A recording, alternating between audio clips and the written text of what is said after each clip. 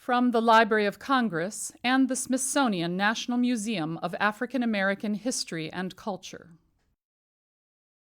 My name is Joe Mosnier. This is Saturday, the 28th of May, 2011. We're in Bogalusa, Louisiana, to do an oral history interview for the Civil Rights History Project, which is a joint undertaking of the Library of Congress and the Smithsonian's National Museum of African American History and Culture. The Civil Rights History Project is curated by Elaine Nichols, who is here in Bogalusa with us today. Along with myself, we have filmmaker John Bishop. Dr. Ricky Hill is here as well, and we're delighted that he's come down and it's been a pleasure to be with you. Thank you, Ricky.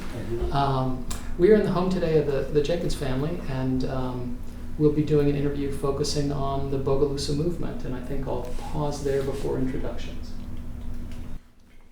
Okay. We are now ready to launch into the interview, and there's one more note for the record, which is that we are not recording on XD cam cards for this interview. Let me thank you all so much for being with you, and thank you for the welcome, and it's a pleasure to be down here. Could I just move left to right and say that we have with us Willie Elliot Jenkins, known as Chuck. Chuck, good to be with you. Or Chuck. Chucky, I guess some folks in the neighborhood would say. Your family and friends down here. We have Geraldine Crawford Bennett. Miss Bennett, thank you for being with us. And you are related to Gail Jenkins as her... It's my sister. Exactly. And we have also Willie Breaux, who is known as Toni. Exactly. Toni, nice to be with you. And Nice you to are, be here. like Chuck, Yes. child of Miss Jenkins. Yes, I am. Yeah.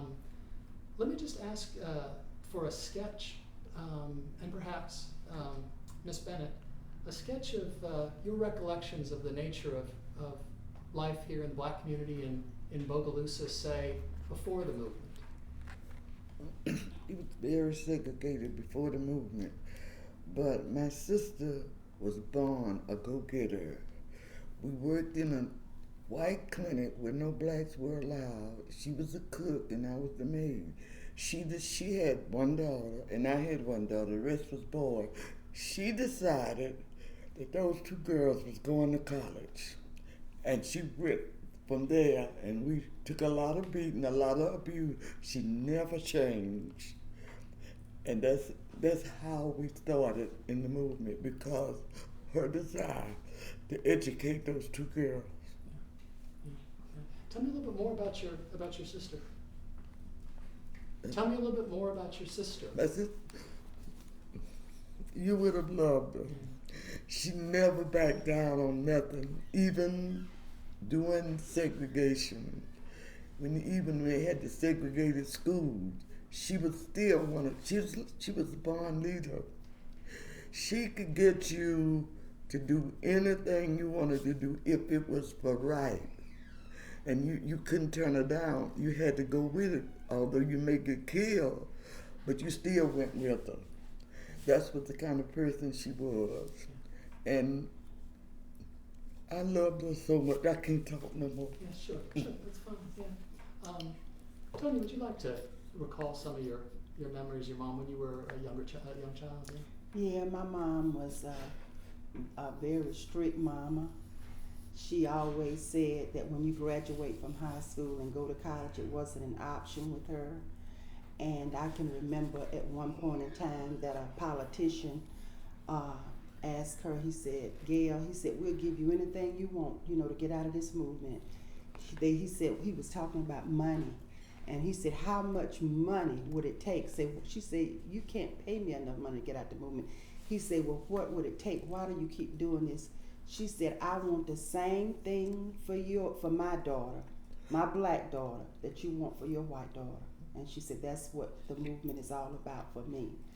And I think that one story that she always told me that sticks straight in my mind, and I need to get you a picture of her mom, was that one thing that really inspired her to be the person she is. Her mom had a white daddy, and the white daddy had nothing to do with the mom. He would come in Poplar Quarters. Poplar Quarters was a black neighborhood, totally black. And she said when her mother got of age, the man's name, all I know is Mr. Smith. He would come in the neighborhood, and her mother looked, you couldn't, if you didn't know she was black, you would think she was white. All the features, the hair and everything.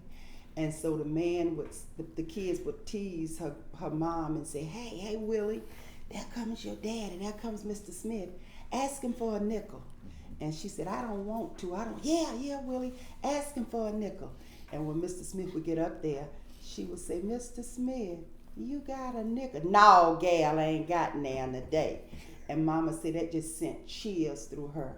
And that was another thing that made her want to for her to have integration and make everybody, have equal rights and be able to do the same thing. But one of the saddest times for me was during the actual movement in the 60s, because I was not allowed, like most kids, to be with my mom and to be raised by my mom, because they had CORE coming down and they had the Ku Klux Klan, after my mom all the time. And so what they would do is they had people on top of the house, around the house, sleeping on the floor. So my mom had to take all of her kids out. We had to go and stay with relatives. And I stayed with my aunt sis. And she's also in one of the history books. I have a picture of her. But it was just so sad that I was not able, to be there with her. But I would go during the day and cook for CORE, cook breakfast, grits, and that type of stuff. And I wasn't the kind of person like my brother who's deceased, Don, and my brother Willie. I did do some marches in Bogalusa, but I didn't actually do the big marches like out of town and stuff. I always stayed home by the phone so that I could get help, like if we needed it. And her husband, Monroe Jenkins, he was a very quiet and subdued man, and he worked at the mill. And I can remember it was during July, and they was having some kind of big game on TV. And she told my dad that day, she said, look, Monroe, she said, I'm going to jail. And she said, I want you to come and get me when I call. He said, don't go to jail today. He said, because I'm watching the game. But he never said no. He supported her, in everything that she did. She was great, and she did a lot of things. I know that, and you don't want me to go into like when she integrated certain things yet, do you? Sure, we can take Okay, it. well, what she did was, I can tell you one thing that we did in high school. My senior year, I graduated from Central Memorial High School, which was an all African American school, and it was my senior year, and we all got together, the seniors, and we decided that we wanted our freedom, and we wanted it right then. So, and we didn't know about having a permit to march and all that kind of stuff. We were young and kind of foolish, so we said we were going to march. And so we got outside, we were on the yard. I never shall forget this, and it was everybody, 9th through 12th. We were all gathered together, and we were just saying, we want our freedom, And I remember the principal at that time was Mr. J.C. Crump, and he came out and he said, seniors, he said, it's graduation year. He said, and I wouldn't, march if I was you. I wouldn't leave this campus. And we said that, we just said, come on. And we started saying, we shall overcome. And they had a place on Sullivan Drive. You remember the place on Sullivan Drive? One of your friends owned that died. Oh, it was called the Freedom Hall. The Freedom Hall. We marched to the Freedom Hall and sang songs. And then the adults came over there, and joined us. And then we organized a more formal march. So, Toni, was that 64 or 60? 65, because I was a senior, 1965. So this was already a good bit had already been unfolding. Yes, a good, because, and the thing that she did also was, she was the one who integrated the public schools, and it was called Willie E. Jenkins, which is this guy over here, my brother. Willie E. Jenkins versus Bogalusa School Board, And he, I think, was one, he'll tell you about that, him going to school and all, but it was hard, but you know what, if I had it to do all over again, I would do it exactly the same way, because it was a cause that was well worth, the outcome, even though I feel like people in Bogalusa are still not as accepting as they could be. There's still a lot of, there's still a lot of racism here. And there's still a lot of segregation here. For years, up until like about, I know when my two oldest sons graduated from high school, they had a white prom and a black prom. The white prom was at the country club and the black prom was at school.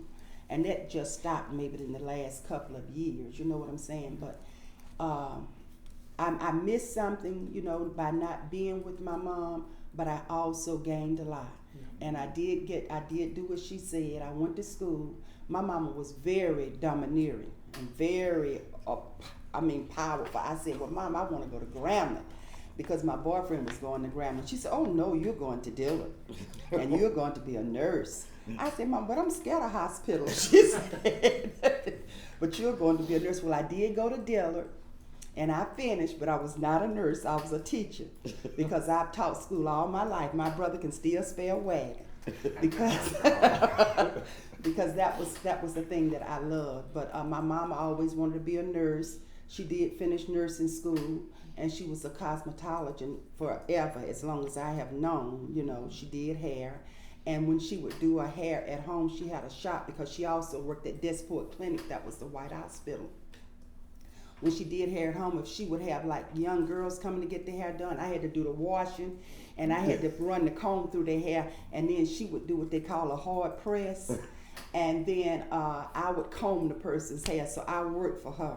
But I loved my mama so hard, and I wanted life to be so easy for her, because I know my mom had a hard time, you know, raising us, because it was Chucky's dad, it was my stepdaddy and Don's stepdaddy, but she and my stepdaddy, they loved us all, you know, unconditionally, and I wanted the very best for my mama. So when I was young, I would do a lot of cleaning up for my mom, and I would clean up so much until she would tell me, she said, this is my house, because mama would lay something down, say, oh, you got to pick that up, I cleaned up, you know.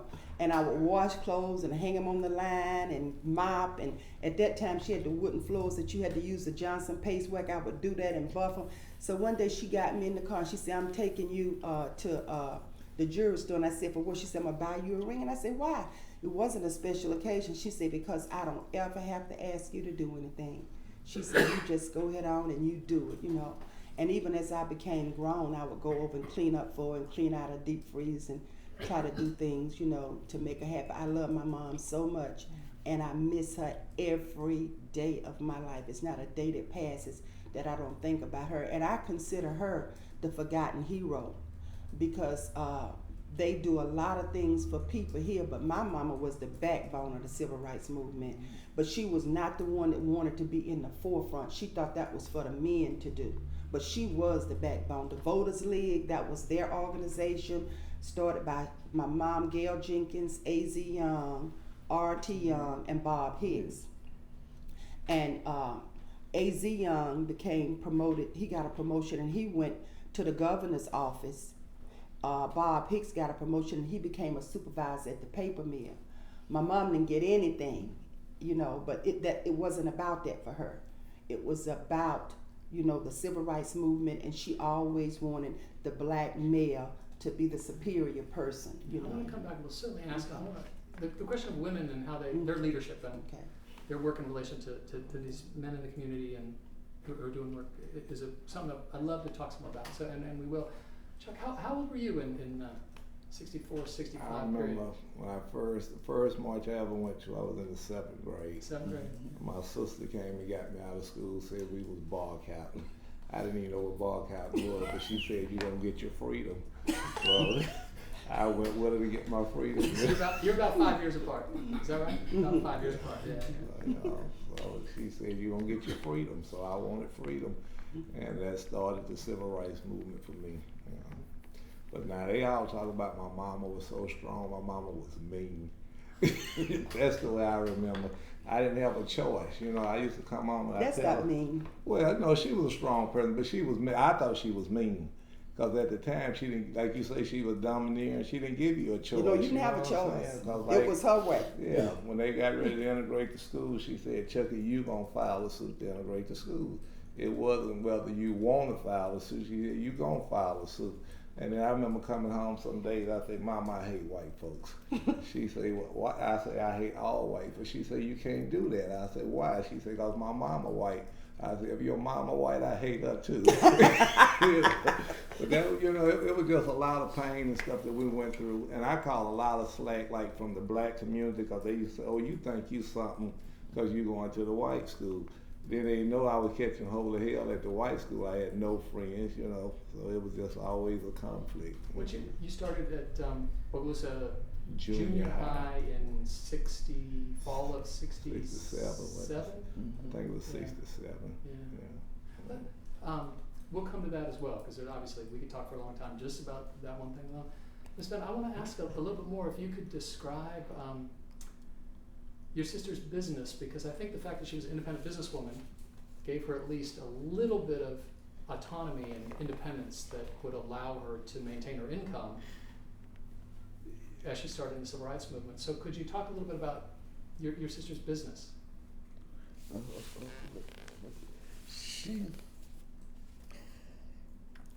When the civil rights movement was in Bogalusa, she had filed all over, to different organizations. She had dreamed of being a nurse.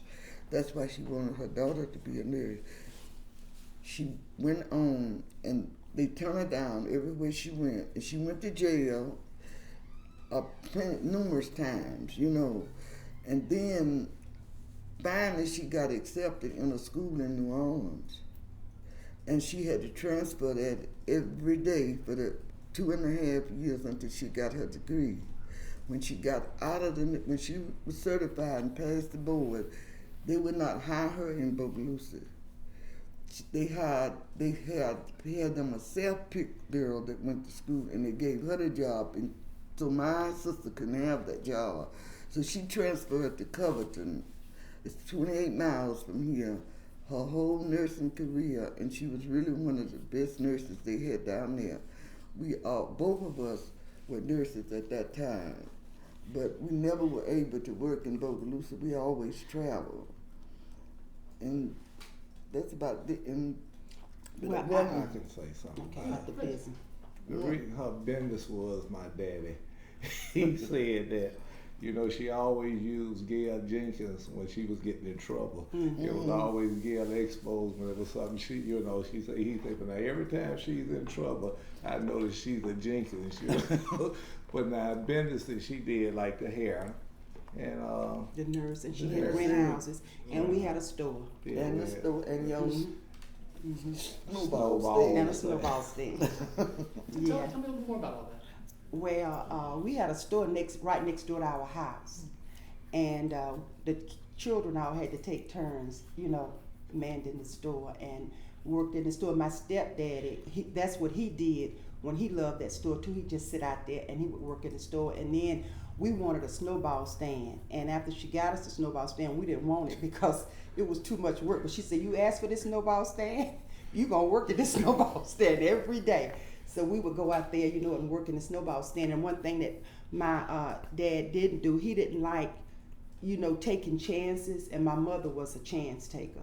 And she bought so many rent houses, and he would always tell her, you don't need to be doing that. He would always say, you're going to let your mouth overload you behind. That was his saying to her. And I can remember one day we had come in, and she was always into something. She did the houses, she did hair, she was a nurse, we had the store, and then she was into other things, and she had not paid the light bill. And he was real calm. You would have to know him. He was just a calm, a really good person. And we were all sitting in the house in the dark, and she had gotten off from work that evening, and she switched the lights, and she said, "Why the lights not working?" And I can never forget, he said, "Try paying the bill." But yeah, he was a good person, and he never stopped her from doing it. He couldn't. You couldn't stop my mom. But because of his mild attitude and his demeanor, it never caused a problem in their marriage. Because when Mama made up her mind she was going to do something, I don't care what nobody said. She was going to do just what she said she was going to do. It did not matter. But really, Monroe brought her into the movement. They had some civil rights workers that come here, and they were supposed to be going to try to integrate you know, the restaurants and stuff like that. Well, Monroe night on the town was Friday night. And when you get him a little nip in him, like Gail said, he got real brave. Yeah, she would. That's what But, got you us know, in. they Oh, was that's gonna- true. I right, forgot remember, that. They That's was what got us in. they was gonna kill these core workers on 4th Street. And my daddy took his little pocket knife. It couldn't have been no longer than that. He told it everywhere. And he had a knife around one of the Klansmen's necks. And he said, y'all better let him go on and kill you.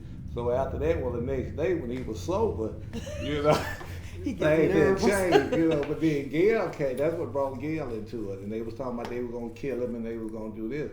Because they were escorting him to the Yeah. meal every day. You know, they had the Deacon for Defense. They would escort him to the meal. They'd come there and they'd pick him up in the evening, you know, because he did have a threat on his life. And also in the store that we had next door after that, one day a white man walked up in the store to kill him, but he had a gun under the counter and he pulled the gun and the man ran. It's terrible. But that really brought us into the movement. He was on one of their little nights out. But after that, well, the next day, Gail said now he realized what he done did, you know. But then she took over, and it was from that point on, you know, she was just involved in it, you know. Let's take just a little break for just a minute. Joe, I'm going to go back to. We are rolling. We're going to have to change in about 15 minutes. Okay. To change So course. we'll break in about 15 minutes. Miss Bennett, Toni, Chuck, can you situate a few things on the local landscape? Can you situate your house in relation to the Hicks house, in relation to the Young's house, and also where the Freedom House was in that mix? During the Civil Rights Movement At now. that time. Well, actually, we lived in Poplar Quarters, which was about, 5 miles? For 1 second, we'll do it on the camera. Okay, is that okay? We're rolling. We're rolling. Okay. That's- Okay. okay. John has come back with we've switched drives. Okay. Miss Bennett, you were just remembering your Yeah, sister they had one of hooked these the- terrible moments in the. Yeah, they hooked the hose pipe up to the hot water. And Chucky, but she always had a gang and that little boy behind you too. So anyway, they went to jail. But she had told, I stayed home to keep the other children, so the police called me and told me to come up to the jailhouse. And I said, if y'all done did something to my sister up there, everybody's did. I goes up to the jailhouse. This is sitting outside crying. I said, Chucky, what's wrong with you? They put me out of jail. That's what I went to get.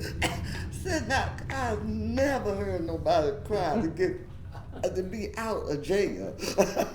But it did a lot of things, you know. And then I marched to Baton Rouge, which Yeah. was a horrible. Yeah. We had everybody, but they were so terrible to us. Yeah. We'll come to the Baton Rouge March too. That's 67. Yeah. Oh, yeah. Yeah. Tell me about what Bogalusa looked like. Where you were in relation to Black Bogalusa, White Bogalusa, and Well, Black Bogalusa was they had Poplar Quarters and they had Richardson Town on this side. And then they had the Black Projects, Bold Project over here in River Terrace. Mm-hmm. And the whites were Bankston Drive, North Border Drive, all over on Pleasant Hill. And where my aunt lives now, that was all white during that time. And the tracks usually divide the city. Yeah. Yeah. You know, blacks on one side of the track, whites on the other side of the track. tell me a little bit about Freedom House. Well, the Freedom House was on Sullivan Drive. Right. And it was just a big old white building, you know, with nothing in it, but we could all get in there and talk. And my mom's house was in Poplar Quarters, which was about 5 miles. AZ and Bob lived kind of close together. Bob lived on 9th Street and AZ lived on what's called now Young Brothers Drive. But it was East It End. was East End at the time, but it was close together. And their house from the Freedom House, I guess it's about 2 miles? Yeah. About 2 miles. What do you remember about the January of '65 when your mother, your sister, A.C. Young and Mr. Hicks are suddenly the new leadership of the Bogalusa Voters League? and Andrew Moses has stepped aside, and I just remember, I'd be very interested in your memories of But your... that was two different groups. Andrew Moses was a member of the NAACP.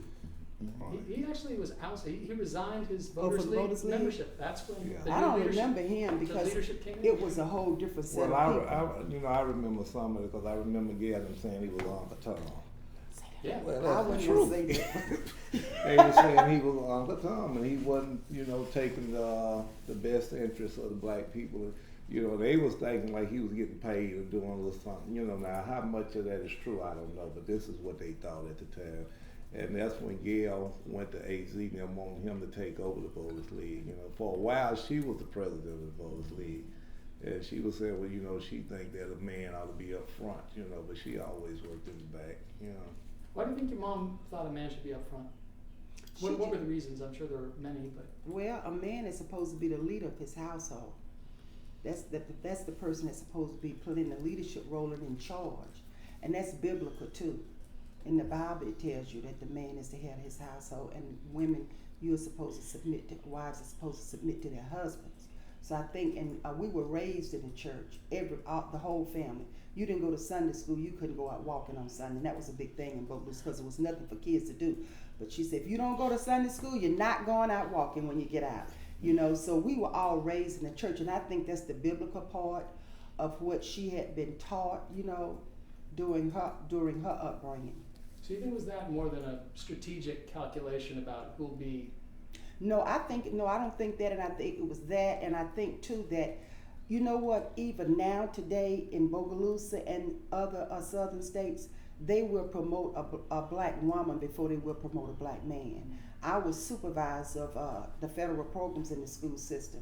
They have never, ever had a black supervisor, male, and if they were going to do something and it had to be black, rather than choose a male, the whites would always choose a woman. It was just something about that male that the white man just did not like. Chuck, do you remember your first kind of impressions of the Deacons? I was a kid when the Deacons first started, and they would come over to the house. Well, they would sleep on top of the houses at night. Charles Sims, president of the Deacon Board. Well, there was Roy and Charles Sims, Sam Bond. Down there by me, what's his name? Fletcher Anderson. Bill Crawford, that was her dad. Yeah, that was our grandfather. But I remember they would come by the house, they would all be meeting in the house, and they would Had them guns and stuff, yeah. Yeah, and I had a dog at the time that didn't like white folks. And what they would do, they told me, well, if you name the dog Deacon, we'll buy his food. I said, okay, his name is Deacon. But no, all the guys that was all of them were strong black men, and they just had a belief that you stood up for stuff, and they would all gather, and they was always good to the kids, they was good, but now they were strong, and they would do things if they had to do it. And even when we marched, the men would always be like in the front and on the side, and they put the women in the middle, and that was for the protection of the woman. You see, one night we was coming from from the Freedom House Civil Rights Movement. So my dad had 5 or 6 of us in the car, and another car started following us, and he fixed the mirror. You know how he looked behind? And they shot, and that man took that gun and was looking in that mirror and shot back, and they went back up that hill. I was up under the dashboard. I didn't know a body could get up under that 2 of us. But they did some work. Gail was shot too. But you know what? The deacon, I think the deacon for defense is what saved Bogalusa, because they were afraid. I mean, when you mention the deacon of defense, white people were afraid of the deacon for defense. They really and truly were. You see, they had the whites used to come up in the black quarters selling this and selling that, and said, well, that stopped. They don't do them quarters no more because they stopped them. Because one day they had a man come to sell his watermelon, white man, so they had told him, don't come to Papa quarters, no more. He came, and so one of the deacons got up there on the truck and says, what is this? He says, the watermelon. He dropped it. And he dropped every one of them until every one of them was bust. He said, now we told you to stay out of him.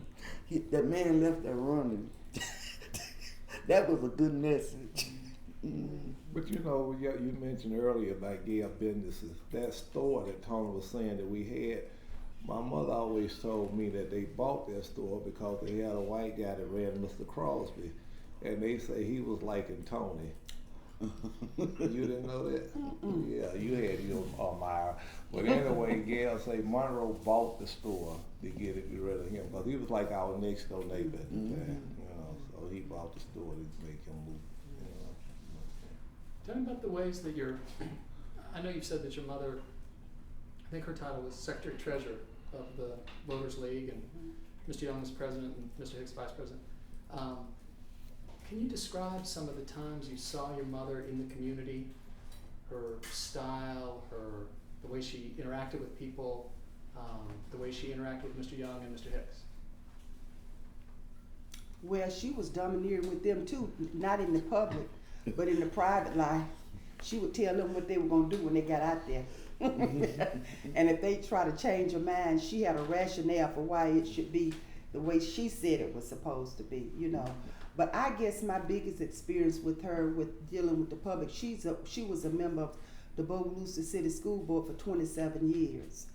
And I have watched her. I can remember, I wasn't at this particular meeting, but they had the Jenkos here, and the Jenkos are Italians, and they didn't like my mom at the time because they felt that mom was a threat, and these are supposed to be very powerful people in Bogalusa. And one of the Jenkos was running for superintendent. He never asked my mama to vote for him, and my mama was this kind of person. If you came and you said, I'm running for so-and-so, would you vote for me? And she said no, and I'm going to tell you why. And if she said yes, you didn't have to worry. She was going to support you. That's just the way she was. But he didn't even come, so they were at a board meeting after the superintendent had been selected, and Chucky would always go with her. And so they got up, and Chucky, you can kind of tell them about what was said and the gun and all. Well, Jenko's mother, it was like she was mad because Gail had voted against him.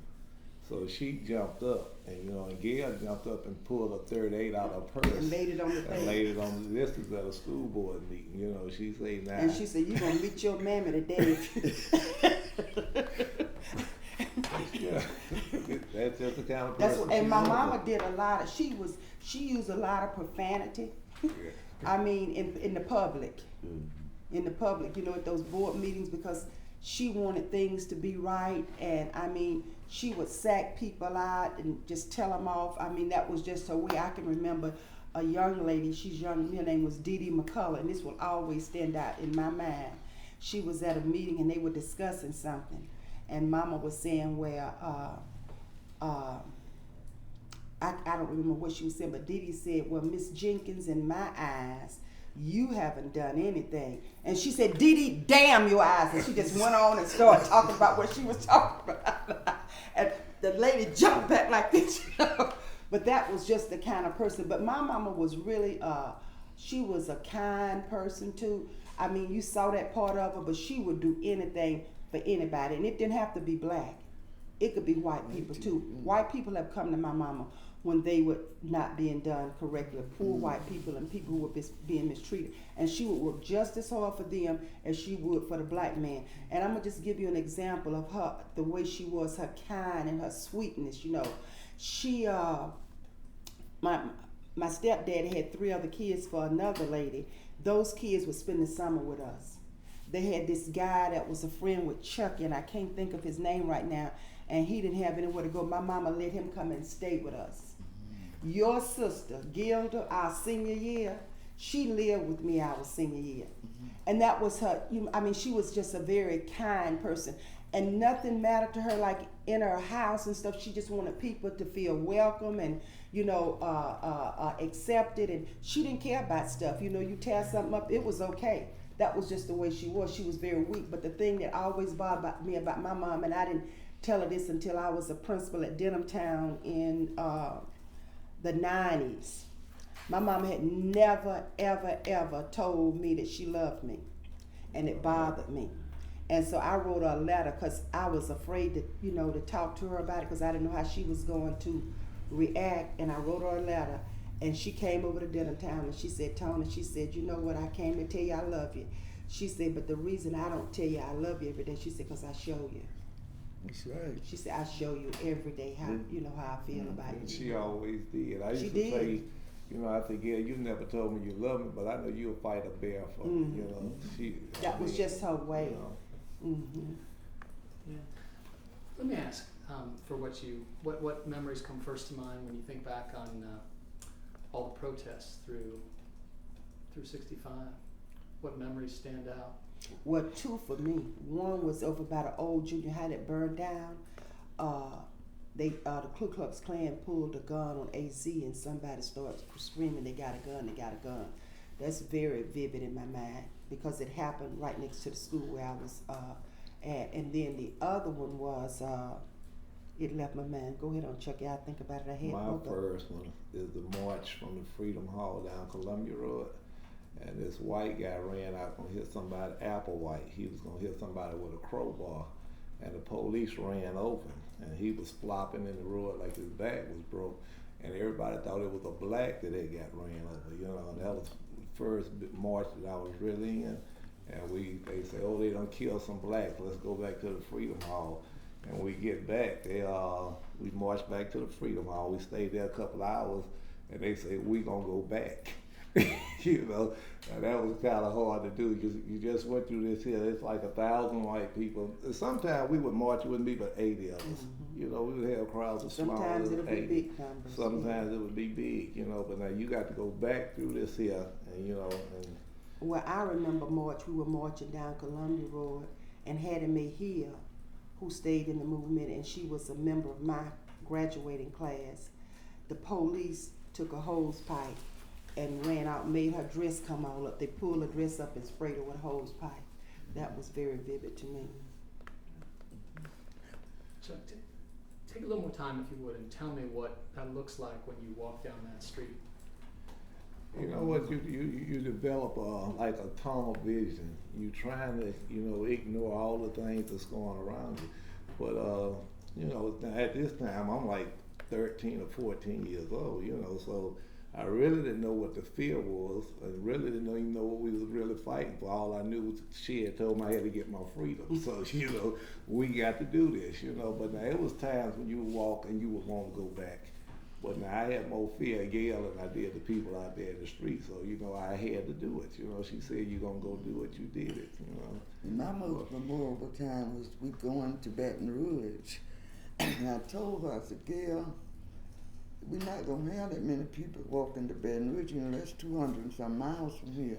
So we left here, and with about 25 or 30 people, they harassed us every step of the way until finally, during that time, you know, John Doe was the Attorney General for Kennedy. They sent him down here, and we was in court and all of that. But when we got to Baton Rouge, we were 5,000 strong when we got to that White House. But Well, before we got to Baton Rouge, It got big in Denhamtown. Didn't it get? yeah, we Summer. got big. We got.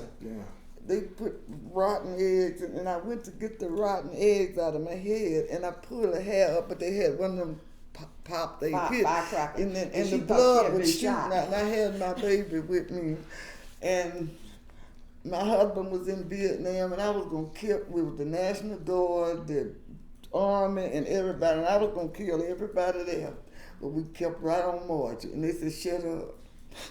Now my brother Don, who is deceased, he died in 2007, September 7, 2007. He was big in the movement, but he was violent. But he was more like my mom, but he was like a more violent person than my mom because he believed in fighting back. He didn't believe in that. What Luther King. Yeah, nonviolent stuff. And I know when they were marching to Baton Rouge, they said when they started throwing those rotten eggs and firecrackers at him, he pulled out a knife, and they told everybody what you can't carry. No, that was in Sapsoma. Oh, was it? Well, it was going to Baton Rouge. We was at the Baton Rouge, but we was in Sapsoma, and the crowd is supposed to be like 2,000-3,000 white people. I think it was 86 of us, 87, and the state trooper told them, y'all got to go back because we can't protect you. And Gail said, well, give us the guns, we'll protect ourselves, you know. And they said, no, we can't we do gone. that, you know. And by that time, you could see the white people starting to jump over the cars and stuff. Well, the night before, we had been in Albany, a place right outside of Hammond. Well, Don and them had visited the barber shops, and they had stole all the men's razors and stuff. You know, they got, you know, he fold out razors and stuff. And even AZ had a razor. Because when the people jumped the fence, well, they were jumping over the cars. They Jumping was on cutting the them razors. and Just throwing slices. them, just slice and then pass them on down. And one of the You white ever men heard said, that Klansman call? That's the most weirdest they thing. had one white man say, you said them niggas didn't have that. So it was like a surprise to her. But anyway, they started crossing, so many was crossing. Gail took me and ran and put me on a state trooper's car. Me, her, and Sonny, which was a little midget at the time. Yeah, he was, and they was trying to turn the car over, and Sonny would run from one side to the other. I remember that, you know. But it was, they had us going. But if it wouldn't have been for Don them having those knives They and would've stuff, got 'em. we Oh, really yeah. would have been messed up, you know.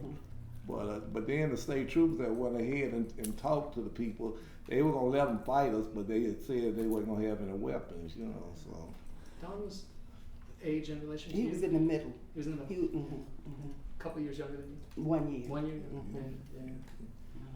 Don left the first walkout, led the first walkout. That was Yeah. it. That was when I was a See, senior. Rick He was a is junior. Right. Uh-huh. Tell me a memory of that first walkout when your brother. I told you. Yeah, that when y'all came out of school. Uh-huh. That was it. Yeah, he was a leader.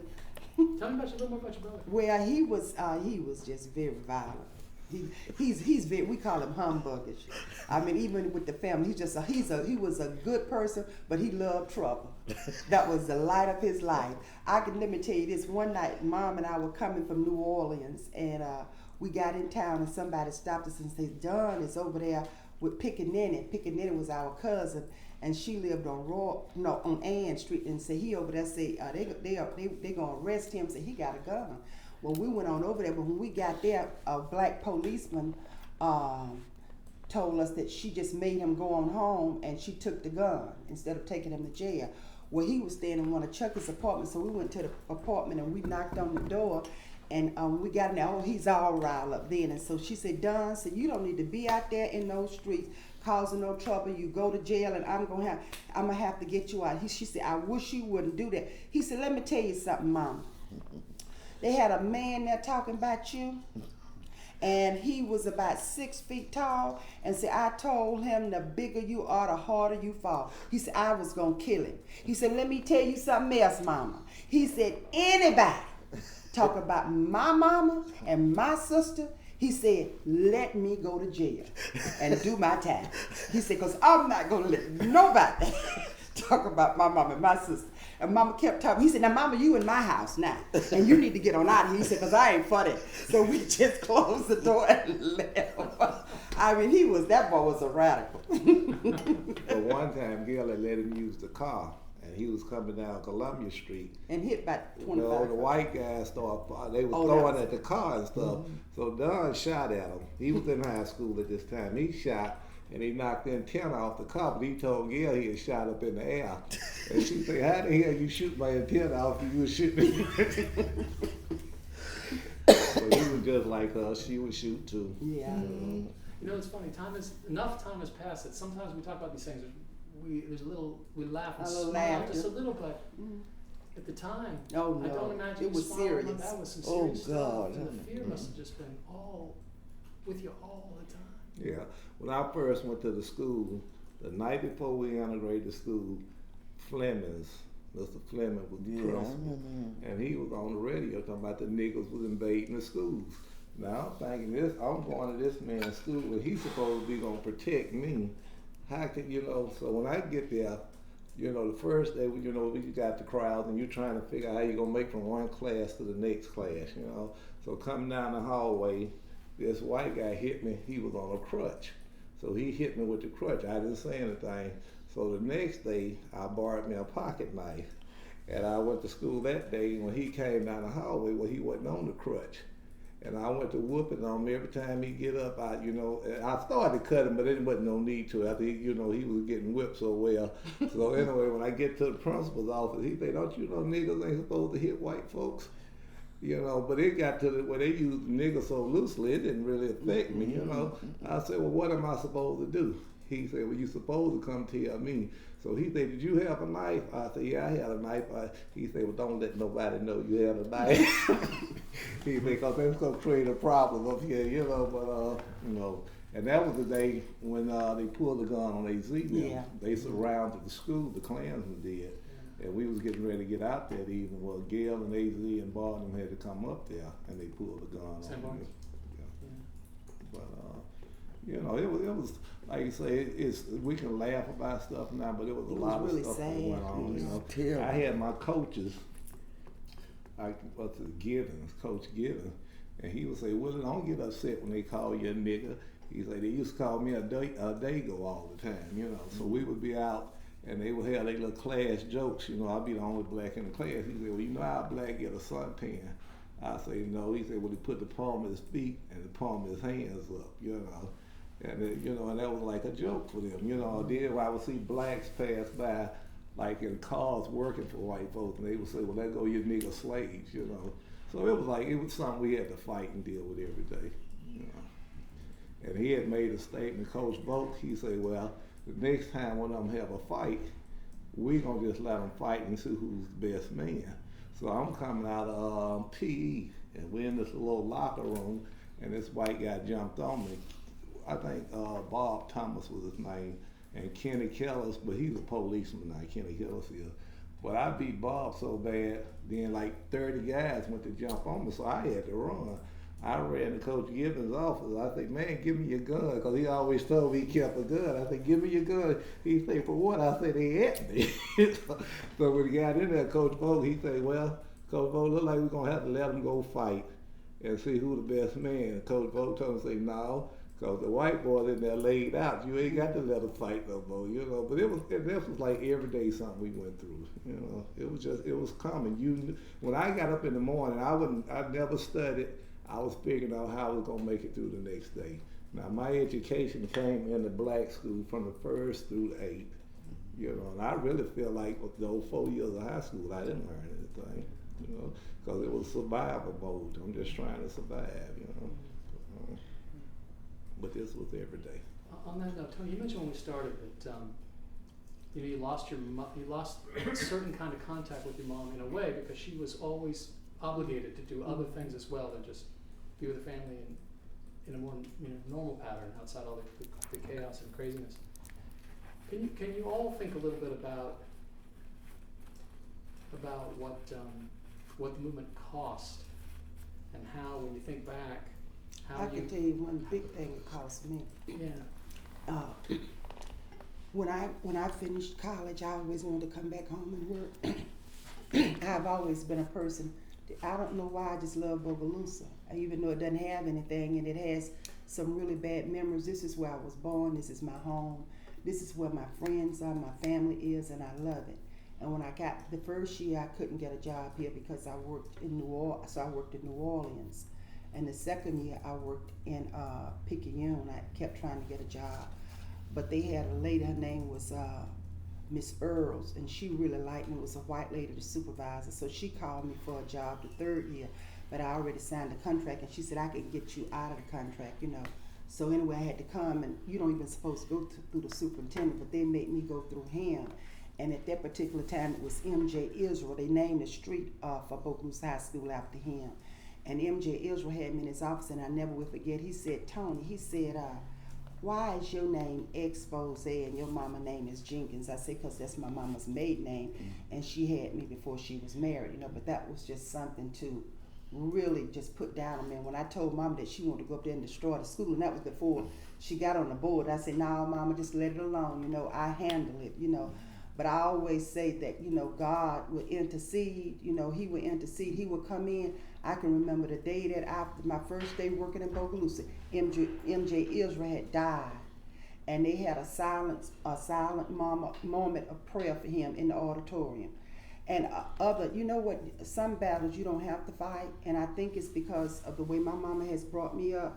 I'm a strong believer in the word, in the Bible, and God will fight your battles. When I got here, it was I taught, and then I've always been a very studious person. I went right back to school. I got my master's. I went right back to school and got my +30. I guess I was a guidance counselor here for a couple of years, but I applied for principalship so many times, and I know I was qualified. But they would even go and put people in those positions. I remember one lady, they went and got an emergency certification for her because they didn't want me to have the job. And I filed a suit at the time, but I had so many other things going on in my life, and they gave me a deadline. I had 30 days to make up my mind, and I just dropped it. And even when I became supervisor, it was really a struggle. They just didn't want me to have anything, and they've always been harder on me, than the next person. And after I retired, you can come back to work. And I'm working, I retired a couple of years ago, and I put in an application. Now here's somebody who has spent 39 years of her life in the school system. All my evaluations, they weren't just satisfactory, they were always superb or above, and they never would hire me back. The man that was stopping me from being hired was a man, Applewhite, the same man that's related to the people that were in the movement, that were the Ku Klux Klan. His family were members of the Ku Klux Klan, and he told me he wasn't gonna let me have anything. And the reason he didn't, I'm not like my mama, but I can't take things, and if something is on my heart and I have to deal with it, I gotta let you know I can't sleep at night. And Mr. Applewhite had done several things. One was we had our first black superintendent. He said he didn't know what he was doing. He was a big lie. He was this, he was that, he was that. And I got enough of that at board meeting one night. And I said, look, Mr. Applewhite, I said, you know what? You better be glad I'm not superintendent. I said, because the way you degrade this man up in there, I said, it is ridiculous. Now this is my boss. And then on another occasion, you had to sign a card if you wanted to speak, and I signed a card to speak. And when I got ready to speak, it was something about the way they were doing things, black, white. And he said, well, I didn't know you were going to talk about you can't talk about that. You got to sit down. And I said, let me tell you something, Mr. Applewhite. I'm an adult just like you. I said, and respect is a reciprocal thing. I said, you respect me, I respect you. I said, and as long as you live, don't you ever tell me to sit down again. So they blackballed me for the system. So, but my mom has a lot of political influence as far as voting, because not this mayor, but the mayor before then, he was a big, strong possibility he was going to lose. And I like white people. His wife is one of my best friends. And I wrote a letter to all the people in Poplar Quarters asking them to vote for him, and they carried him. And they had a black guy running, which he was supporting. But anyway, he won, And so anyway, what happened was when Applewhite got ready to run this term, that's why I got me a job. And it's not a supervisory job, because everybody that has left, Pat Noto was a supervisor. She left from the black superintendent. She got rehired. Everybody that has left and wanted to come back, they got rehired in the same types of position. But they gave me a job dealing with behavior kids, which I like because I'm a strong disciplinarian. So what they were doing was giving me a chance to help kids, and they didn't realize it. But the reason I got that job, he was running for school board again, and he knew the influence of Gail Jenkins. So he called me and he told me he was going to give me that job, but he lost. Mm-hmm. He lost. Mm-hmm. So anyway, it is just. I'd like to pause for a second. Okay. And Sammy Davis Jr. Okay, we're gonna. Sammy Davis Jr. And then what's his name with the hair all back on his head? Stevie Wonder. They came here to the school and I don't know if you were. Okay, we're rolling. Talked about Sammy Davis Jr. So some of these other celebrities who were involved that we wouldn't typically think about. We just took a little break and we're back on. I want to ask. I want to ask that question about what changed and what didn't after so much work and so much violence and so much struggle. With integration, we did get integration. The communities changed because they are all mixed now. The richest community I would say in Bogalusa is Founders Drive, and you have blacks living on Founders Drive now. So those were some of the changes. We can go to any restaurant we want to now. We couldn't do that. And I do have relationship with both white and blacks now. During my time, I was only affiliated and associated with the African Americans, and there are good people in all races. You got good and bad and all. It's what's in your heart. It's not the color of your skin. And I have some very good black friends, and I have some very good white friends. So those were some changes. It did offer a lot of opportunities though, because I was the mother of 6 children. I had worked 20 years for $20 a week, sent 2 children to college. And then I decided, when my last 2 decided that they wasn't going to college, I don't know how they was going, but I was going to get them there some way. So they took up a welding course. So I said, I had been mopping floors and scrubbing for 20-some years. I said, well, I think I'll go to school myself. So I went to college. And it was just like going to the 1st grade. I came from the 1st grade to the college. I was older than the president. But I graduated, and I was a registered nurse, and I could never get a job. They barred me in Bogalusa. I had got a grant from the state where they gave me $100 a month if I would work at a charity hospital. But I signed up for the charity hospital here in Bogalusa, and when I graduated and I went there to get a job, something was always wrong. They couldn't do me this, and they couldn't. And I graduated not at the top, but I was at a good middle part of my class. And so then finally I knew that I wasn't going to work here because I had to work. So I went to Covington, Louisiana. That's 28 miles from here, and I worked a year on the floor and 26 years as the house supervisor. And I never could get a day's work in Bogalusa. I still live here. This is my home. And when we were also with her and my mom, I mean, they were hooked like glue. When we lived in Poplar Quarters, they lived on almost the same property. Their houses was right together. And her kids and my mom's kids, we weren't raised as cousins. We were raised as brothers and sisters. Mm-hmm. My mom might cook one day and my aunt might cook one day. I mean, everything was done as one. We slept at our own houses most of the time, but we lived as one big family. But my Aunt Jack never had a car. She always had to use my mom's car. Mm-hmm. When she finished nursing school, she said she always, because she lived in a paper mill house. Mm-hmm. It was a shotgun house, the 3 rooms. Mm-hmm. My mom did too, but she built a house. And then Jack added another side on her house, and that's where she raised all of her kids. When she finished college, due to the movement, she bought her a car. She always drive a Cadillac because she loves Cadillacs. Every car's been a Cadillac.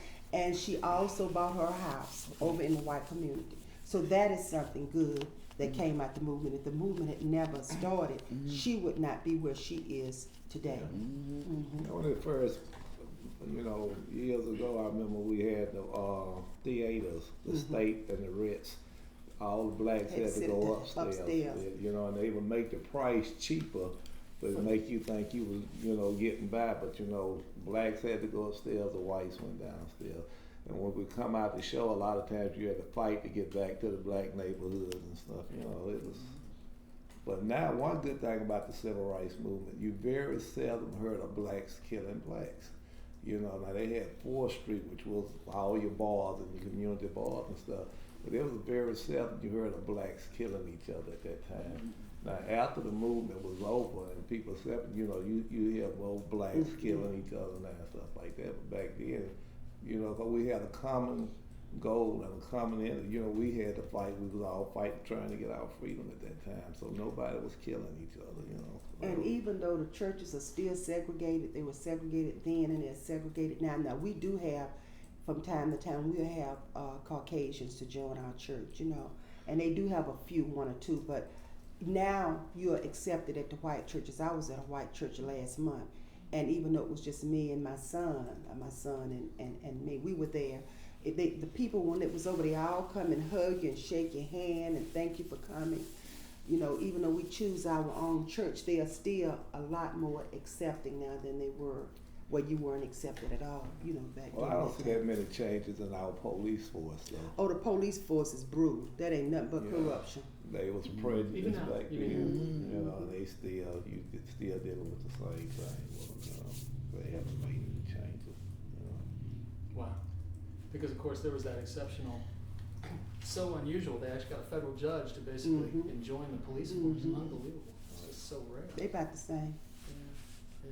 Tell me about, mention the police force reminds me of that case, as I just said, the Hicks v. Knight. And Toni, during the break, you had mentioned that you recall the ways some lawyers provided really key services that were, and I'm interested in your recollections about some of those folks. I remember Dick Soper. Yeah. He was at the house all the time. You know, it was like they would be meeting, and he would be counseling them, telling them what they needed to do and stuff. So he was, you know, he was really a good worker. They have a book, I don't know if you've seen it, the book Two Cousins about Mom and Bob. Have you ever seen that book? I have not seen that book. It has a Crossing Border lot, Drive. yeah, we're crossing Border Street. Oh, that book I've seen. About the two cousins. Oh, that? Uh-huh. Of course, yeah. Okay, yeah. Yeah. And then, you know, they had, remember Eli and Morrell's, you know, that was a group of lawyers that were here too. Nils Douglas. Yeah, Nils Nils Douglas. Yeah, tell me, tell me about what you remember about those lawyers. That was a young group, a young black law firm in New Orleans that was closely associated with CORE. Yeah. They came out, I know my senior year, they offered me a scholarship to Tulane, but I had just graduated from Bogalusa High, and I went to Tulane and spent 3 days and found out it was a white school. I decided I didn't want education. But I didn't, you know, but I equated that to, you know, just being what I had been through those years, you know, and I said, no, and they had offered me a full scholarship and stuff. And I was gonna, matter of fact, I was gonna be staying with Eli. You know, he had offered me a place to stay with him and stuff like that, but I felt like I just couldn't deal with 4 more years of that, you know. So I ended up going to Southern University. Lots of folks came through Bogalusa at different quite a few folks came through Bogalusa at different times. In the heat of the movement, James Farmer was here many times. We've mentioned the different sort of person. John Doerr from D.C. came in, from the government came in. Medgar Evers came in. I'm interested in your recollections of some of those moments. And you know what, I'm thinking it was James Farmer, but I'm not sure. One night he was here and they threatened to kill him, and Mr. Richmond, which owned the funeral home, they had to put him in a casket and take him out of Bogalusa. That was the only way they could get him out. I'm thinking that was James Farmer at that time, you know. And yeah, that was James Farmer that they bought from Plattman here in the casket. You right, know. that was the only way they could transform was in a hearse. So, you know, and I remember marching with them, basically getting down Columbia Street, and they, you know, sometimes you were hoping they wouldn't come because it was worse when you know. We brought a celebrity. When you brought somebody in and like It was more people, you know. Yeah, well, the Klansmen more would come out of Klansmen. Poplarville Yeah. and Franklin, you know, and both sides of the street would just be covered, you know. But if you didn't have somebody special, you kind of get your little march. Because one time we was marching twice a day. Oh yeah. You know, we march in the morning, we march in the evening. And I can remember when Mama would go to City Hall to get the permit, Oh, and God. sometimes they would want to give it to her. She said, "Well, I'm telling you this: we're going to march with or With without. or without it. We're going to march." Sometimes they wouldn't give it to us till we Yeah, got she'll ready. say, "I'm just going to "We call the coming down the FBI and street." tell them because we're going to march." So it didn't make no difference whether we got it or not. We were going anyway. But they That's knew when they it would was go to gonna be jail. worse. They would have those paddy wagons for them, Mhm. and they'd load them up on those paddy You know, wagons you and take come them around to the jail. corner of 6th Street and they had buses, and we wouldn't even try to march past them. We just all lined up March on on the the bus. Go on the bus, you know. Well, they were going to take us to jail anyway, you know. But it's, how about folks like folks who were important celebrities of the sort, Sammy Davis Jr., Dick Gregory, folks like that? I remember when Dick Gregory came, we was at the little old park Over there in front of Sweet View. in front of Sweetville Baptist Church. We were across the street in the park, and the lights went off. And Dick Gregory said, "Don't worry about the lights going out. Just worry about when your own lights go out." You know, But it was so. everybody was afraid. You know, they say, "Well, they don't turn the lights off on." He said, "Don't worry about the lights being off. Worry about your own lights when they go out." You know, but he was really nice. He's really good, but what he did, I remember vividly in that speech, he was, it was all those police was around, and he was really mostly addressed them, telling them that they were just down as we was, and said instead of standing out there guarding these people, you need to join them. Said because you need some freedom too. He said, but he was really good though. He came several times. Mm-hmm. Other thoughts, final thoughts? I hope that, and I don't know if I see it in my lifetime. I just really do hope that, one day in the South, and I guess in other parts of the world, but my home is in the South, that people really will be, and I have some very accepting people, but I hope that we can just all not look at the color of your skin, because it's not about the color of your skin. I really wish that could be that way and not just black and white, because there's always gray, and until we can get rid of that. And I gotta say this too, because I remember when I first came back here and I substituted, and I was doing a kindergarten class, I never shall forget, and they had what they call playtime, and I was substituting in Bernadine Warren's place, and Mary Bowell was the other kindergarten teacher. We had all our kids in one class, and at playtime they have all kind of toys, and they have black dolls and white dolls. And I remember this little white girl, I never will forget her, these big blue eyes and this dark hair, and she came up here and she said, Teacher, I want a doll. And I said, well, there's a doll, because all the white dolls have been taken.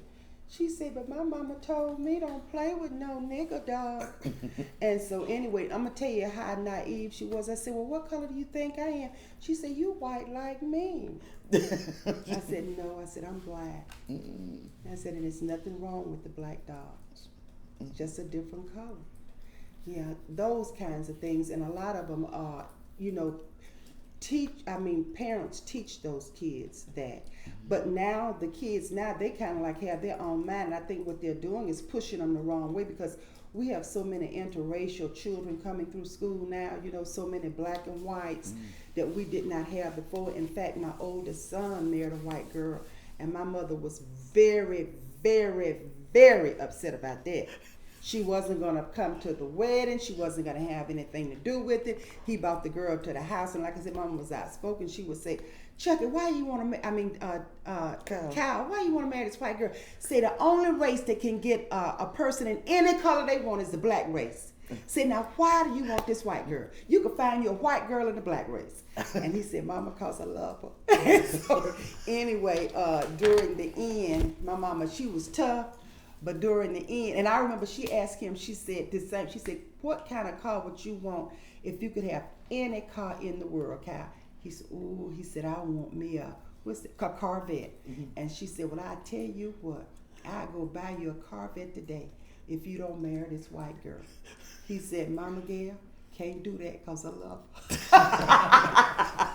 But right before the wedding, she joined in, the wedding was in my yard, and she came and everything, and it all went all right. But what was so funny about the whole thing, she called my oldest cousin, my Aunt Beers, that's their other sister, she's deceased. She had one daughter, and she's the oldest of all the cousins. And anyway, she called her, she said, Bob Rand, I'm just all upset. Kyle was talking about getting married to this white girl. And she said, well, Gail, isn't that what you marched for? You're like, hell no, I ain't marched for that. She said, I marched for equal rights. I didn't march for that.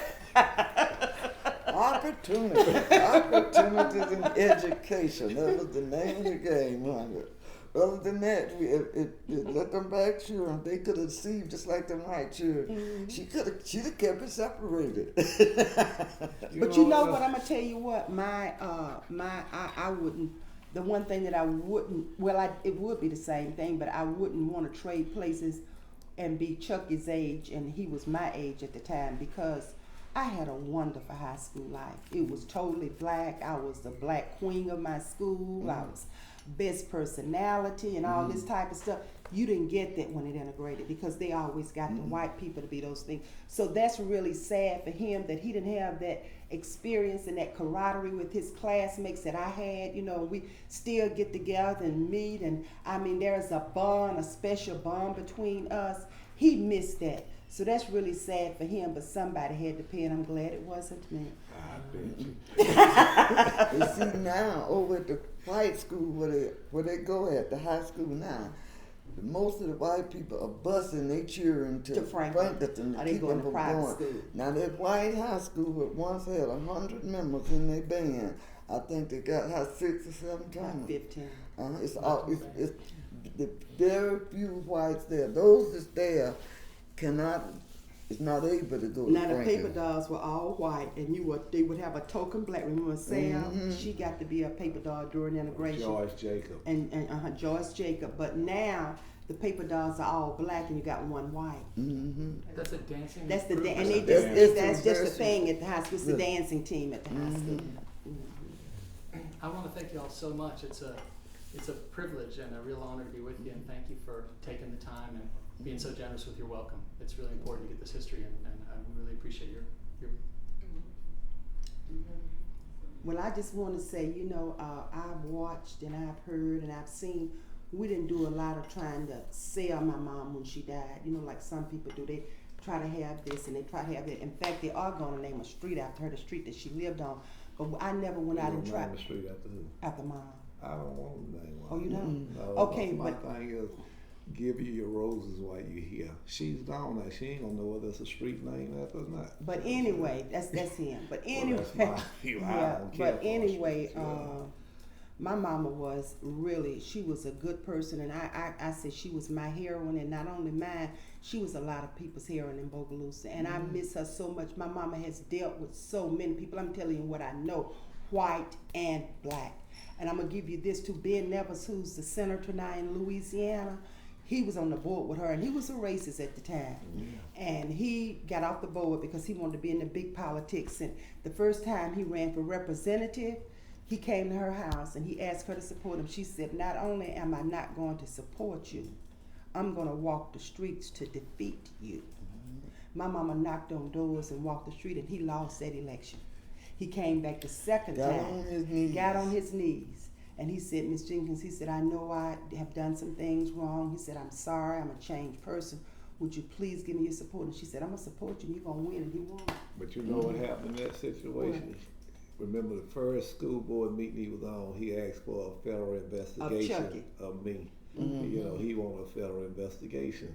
And so like Gail didn't forget it, when he decided he was gonna run for, she said, well, okay, now's my time to get him back, And but he came back and apologized to me, and he apologized to her, and she said, well, okay, I'll support you, But like everybody said they had to come to her house to go through that chair, because I remember when Seals was running for assessors, and he said, Miss Jenkins, I always waited to get in this chair because they knew that she was a background, in the politics, and basically everybody she supported. And the thing that I loved about her, I loved her honesty. Oh yeah. She was real honest with people. She would tell them whether they liked it or not. She would tell them how they felt. I took a man named Mr. Creel. He was principal at the school when I got my first principalship. I was principal at Long Avenue, and he had been principal there, and he was really a racist, and he didn't want me over there, and they told me to go over there. He was gonna give me the keys, and I didn't want to go by myself because I knew how he was, and I didn't want to go to jail. I wanted the principalship, So anyway, they got somebody to go over there with me. It was Rabin. Mr. Rabin went over there with me, and I got the keys and everything, but he was just a racist, but he did not try to hide his. And Mama would always say at school board meeting, because he ended up being on the board too, she said, Mr. Creel, I love you.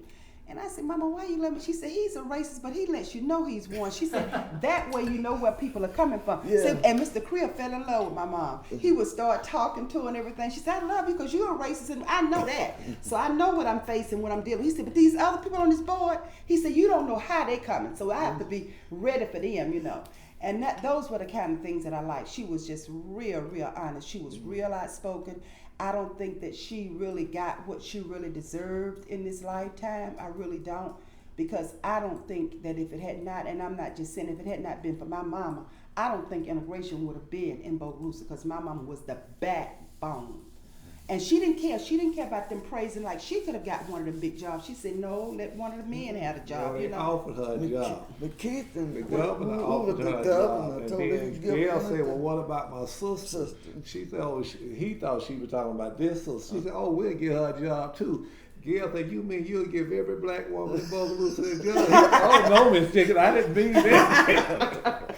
But she said she wanted a job for everybody, But that was when they was trying to bribe and give her money. They wanted her to get out the loop. And so she said, well, every sister, Let me finish on that point. I have read that that the governor offered your mom a job at $50,000. Did you hear that? Oh figure? yeah, that was it. At that time, that was an That was a extraordinary. lot Oh, we would have lot been of rich money. colored folks.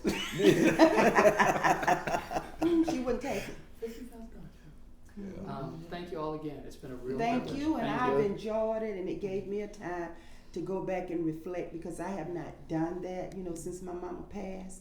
And I appreciate it, and I appreciate you all thinking about my mom, and I know it was probably Ricky had something to do with it, and I appreciate you, Ricky, and that's his closeness with Chuck. But anyway, it's just so wonderful that she really isn't forgotten. I thought she had been, and she really hasn't been. She always live in my heart, and I teach my kids and my grandkids, and as long as I live, their kids and so forth, I always teach them about it, So it's been a pleasure for me, a real pleasure, and I appreciate you all giving me the opportunity to relive her life through me, through my aunt, and through my brother. Thank you. I want to ask you a question. When you think about all of the things that your mother did, is there any one or two things that stand out in your mind that she would have said that she was most proud of and most pleased that she did? Her kids. She loved them, and like she never told us, she never once said, Chuck, when I left to go into service, she thought I was going to Vietnam.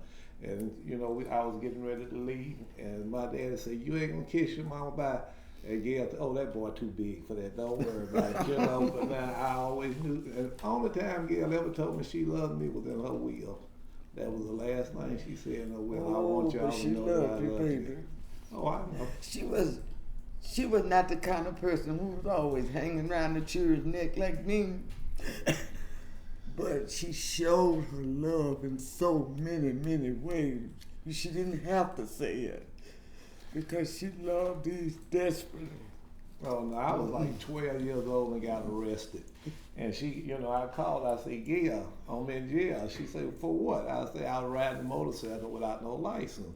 And Bertrice Adams had picked me up. He was supposed to be the most racist cop in the area. He was on the sheriff's department, I think. And, he told me, nigga, you ain't gonna ride this bike no more. So I called Gail, and she said, what? She said, I'm in the bathroom. I'm taking a bath. She said, just sit there. I'll be up there to get you. I'll be up there to get you. So when she came, I said, yeah. He said, I ain't gonna never ride my bike again. And she looked at it and it was Bertrice Adams. She said, boy, go out there and get on your damn bike and go. But, she was never afraid of anything. That was a good thing. But I think her biggest accomplishment, she loved her children. And she loved her people. She Yeah. loved black people. She She loved people, but she wanted everybody to be equal. She wanted everybody to have the same opportunities, to be treated fairly, to be able to go to the same places, do the same things, given all the same opportunities. That was just her goal. She was born to do that, and you know what? It was time. It hurts me so bad that my mama passed, but it was time for her to go. God had a plan for her. She was retiring from the Bogalusa School Board, and she was very political there. And was it January 1st? Yeah. December was her last month. She died December 13th. Because I kept saying, now what is my mama going to do? She said, oh, I'm still going to be political. She said, I'm still going to be out there. But that was her life. And she was nothing. It is what made her happy. Doing something for people, changing this much of somebody's life, that was her satisfaction. And she loved doing that. That was it. Anybody, I said, I don't know how you do that. You don't never get tired. And it sent her on a high. Like some people get high on drugs. That kind of stuff sent my mom, like, oh, I got to go. I know she'd come up to the board office sometime. She was a school board member, and my mama didn't care about her appearance. She really didn't. Now, when she dressed up, she was dressed, but on a daily basis, she might have a gown on, and you call her, she'll throw a dress on, the gown is hanging from the dress, her hair not be, she'll put a wig on. So one day she came up to the wig was on backwards, her gown was hanging under the thing, was slipping everything, and the superintendent said, Miss Jenkins, what's wrong with your hair? She said, oh, my wig on back. She took it off and turned it off. I mean, she was really a for real person. It did not matter. Her thing was she wanted people to be able to live in harmony, live together, and have peace. And education. Harmony. And she thought education was number one. That was number one, in her life, and especially for her daughter. That was the thing, and they had to suffer a little bit, but I made it through. Because she was determined. Because I went to a private university, and it was expensive. College graduates in our whole It was family. expensive.